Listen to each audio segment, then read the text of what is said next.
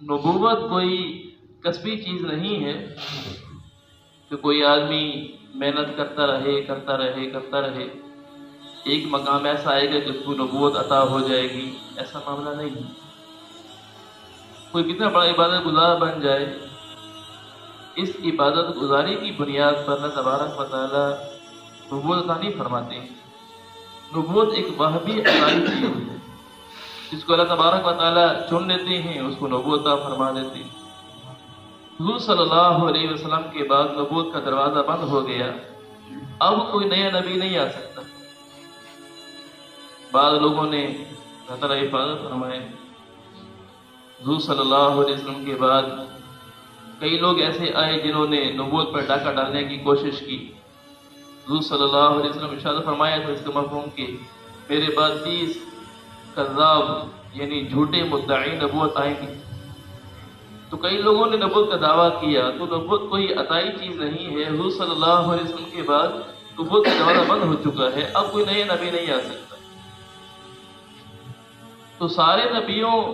کو اللہ تبارک و تعالیٰ نے شرف عطا فرمایا ہے، اور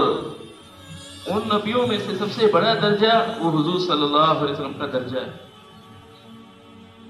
تو درجات کے اعتبار سے نبیوں کے درمیان جو درجات کے اعتبار سے تقسیم ہے، جس کے بعد جتنا زیادہ علم ہے اس کا درجہ باقی نبیوں سے اتنا بڑھ کے ہے۔ قرآن پاک میں اللہ تبارک و تعالیٰ نے ارشاد فرمایا ہے، باللہ من الشیطان الرجیم،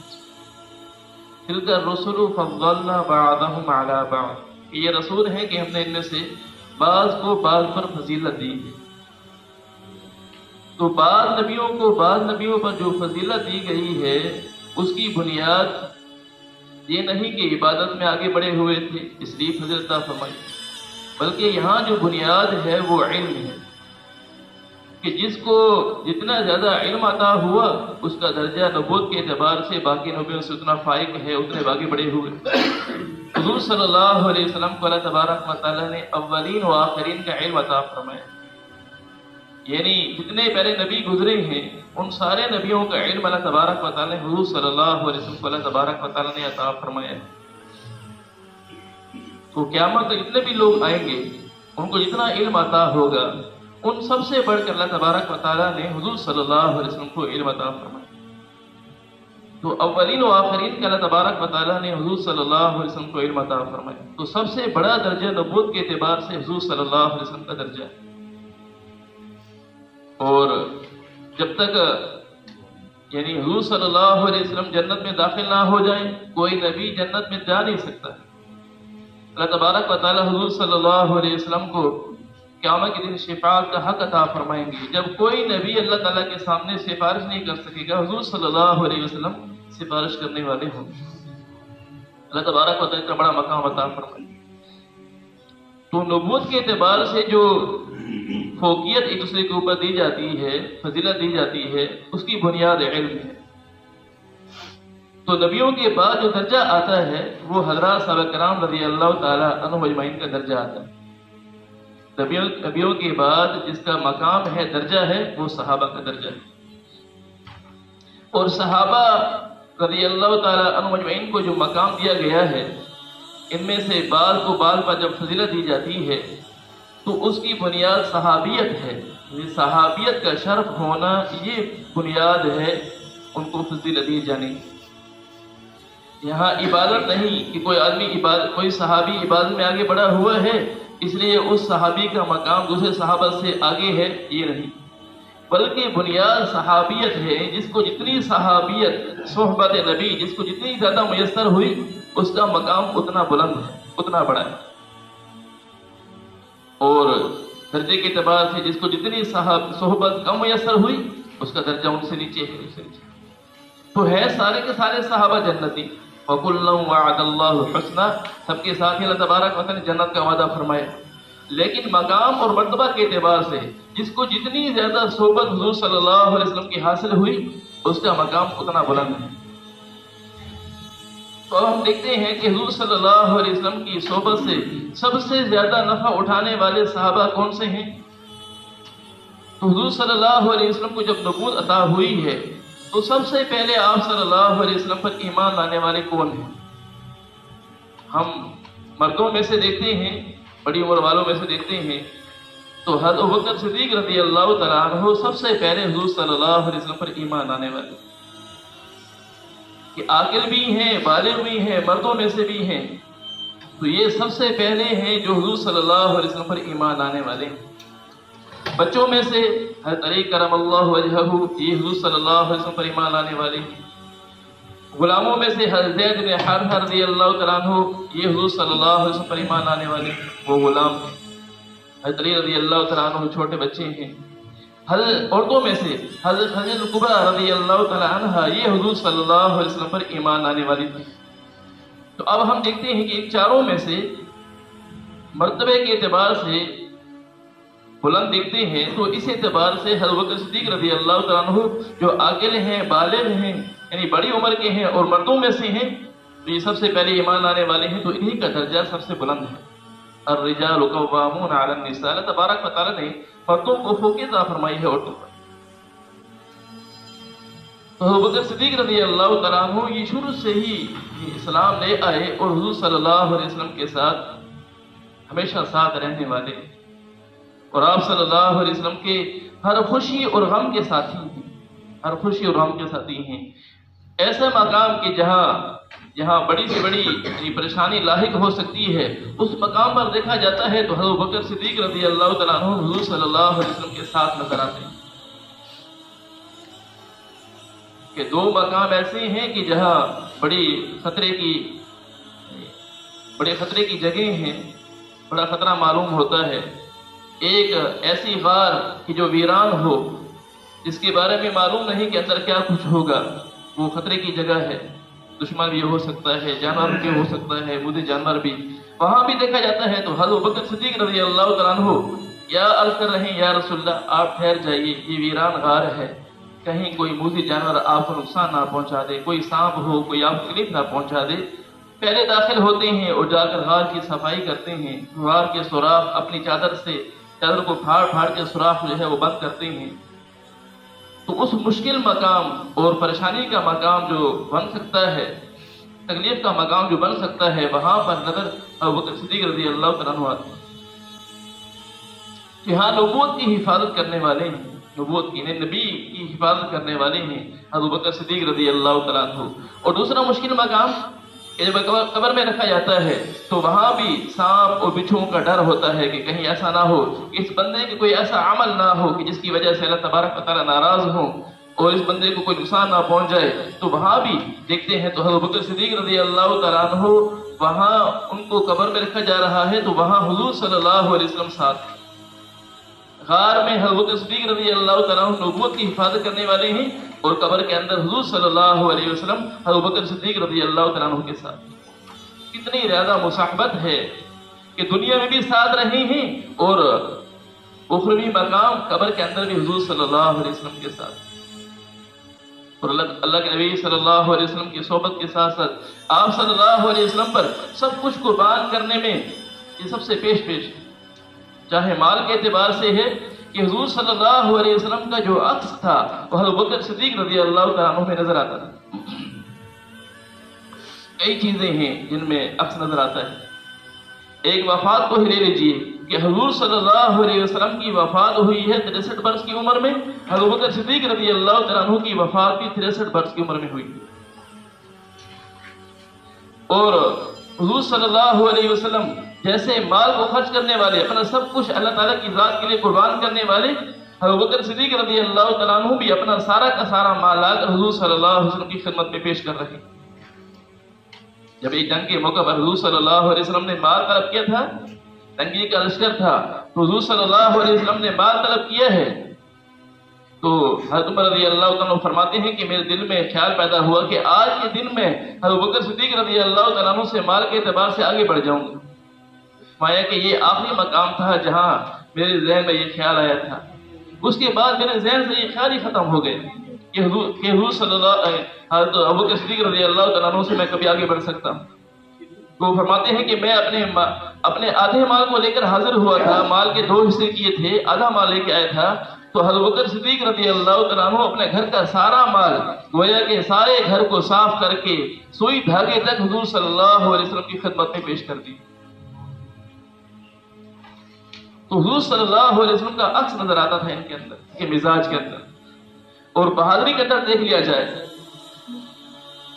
غزوہ حنین میں جب ایک ایسا معرکہ پیش آیا کہ جب دشمنوں کی طرف سے تیروں کی بوچھاڑ ہو گئی اور صحابہ رضی اللہ تعالیٰ عنہ مجمعین کے قدم اکھڑ گئے، یعنی اتنی زیادہ تیروں کی بارش ہوئی، اتنے زیادہ تیر آئے کہ حضرات صحابہ کرام رضی اللہ تعالیٰ عنہ مجمعین وہاں ٹھہر نہ سکے. حضور صلی اللہ علیہ وسلم بہادری سے آگے بڑھتے ہوئے کیا فرما رہے ہیں؟ انا النبی لا کذب انا ابن عبد المطلب، میں نبی ہوں، یہ جھوٹ نہیں ہے، میں عبد المطلب کا بیٹا ہوں. آپ صلی اللہ علیہ وسلم یہ اشعار پڑھ رہے ہیں اور آگے بڑھ رہے ہیں، اشعار پڑھ رہے ہیں آگے بڑھ رہے ہیں. یعنی آپ صلی اللہ علیہ وسلم کتنی بہادری سے جب اس وقت میں جب سارے کے سارے یعنی